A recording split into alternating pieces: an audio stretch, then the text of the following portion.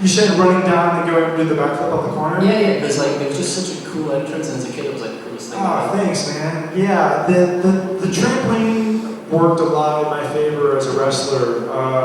Like I said, I grew up on that trampoline. I got beat up by Hulk Hogan dolls on that trampoline. And so that's where I learned a lot of my ability to do backflips and things of that nature. The running was inspired by Ultimate Warrior because that was one of my favorite wrestlers growing up was Ultimate Warrior. And they did tell me, like, especially Kidman, I remember he was like, you shouldn't run because you're killing like your ability to get camera time. If you just walk slow, then they'll be able to like see you more. And I thought, yeah, but like everybody walks slow. And I thought this is like something more kinetic, the energy of running to the ring, you know, it's like hyper energy. And there was a time before that when I would run, and I got to the point where I started trying to see how far I could slide. And then I got to the point where I was able to run and slide all the way and fall out to the other side.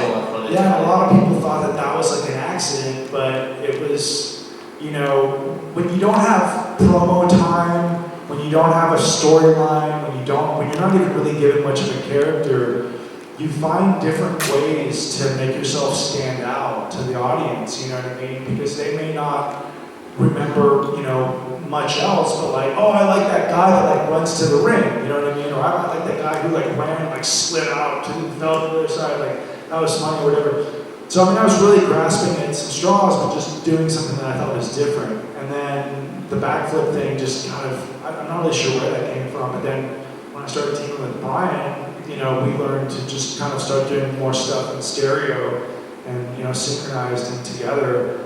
And a funny story with that real quick is when we had the tag belts, I remember Brian would 9 times out of 10 beat me to the ring because he was a little smaller and faster.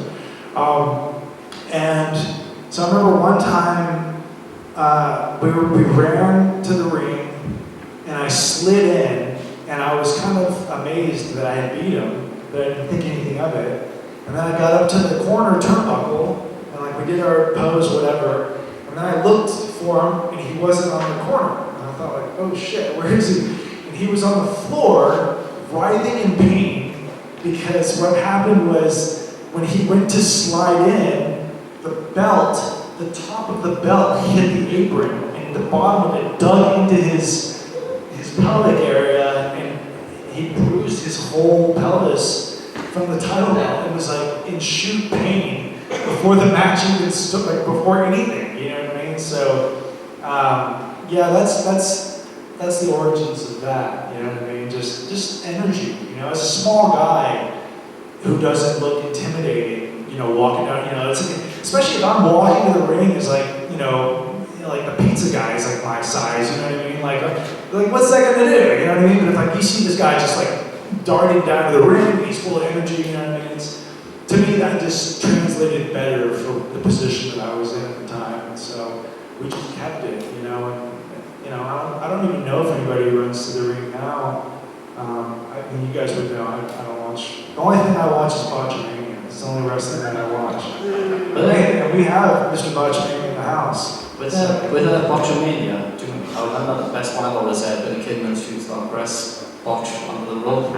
Oh, which one? It was like every other one he would do. As somebody who can actually do a shoot stop press properly, did you ever worry for belief that he would actually Well, Kidman once told me, he said, the second I jump, I have zero control over where I'm going. And I thought, well, that sounds fun to lay down for. Like, yeah, sure. And I just thought, man, like that's got to be really terrifying for you, you know? Like, but yeah, he admitted that he has no control over his shooting star when he comes off the top rope. Whereas, believe it or not, Dory Funk Jr., who I don't think has ever been on the top rope, was who helped me get my shooting star at the point that it was at, because I went, in addition to all my training, you know, with Putsky and Chris Daniels and Rudy Boy Gonzalez, I went out to Florida for a time and trained with Dory Funk Jr., and that's how I met Terry Funk. And Terry Funk is actually who helped get me to Ring of Honor, because he had done a shoot interview and they asked him, like, who's one to watch on the rise, and I was the only guy that he said. And so I'm forever grateful to the Funks, but when I was training with Dory, after training one time, he pulled out the crash pad and he had me do the shooting star probably like 25 times in a row. And he was just, he could study it and look at it. It was like, tuck your knees, put your hands behind your knees, like, just the mechanics behind it were so that, I was able to get it. And there was a time when I was able to do the shooting star and hit to the middle of the ring, believe it or not, during my younger years. But yeah, Kidman's was a bit scary. And then we had our feud, and there was a time like I was like strapped to a stretcher, and he's hitting me with this shoots. Fortunately, he didn't kill me, but it was a bit frightening. And I didn't do the shooting star there when I first got there. I was doing the 450, which was much harder, mind you. It's so much harder to flip forward than to flip backwards, in my opinion.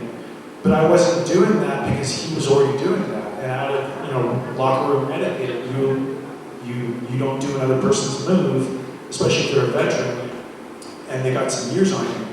So I was there for the time when Chavo got knocked out by Kidman's shooting star. He drove his knee into Chavo's head and knocked him out. He was out for at least like 3 or 4 minutes, which is a long time to be knocked out. That was very scary.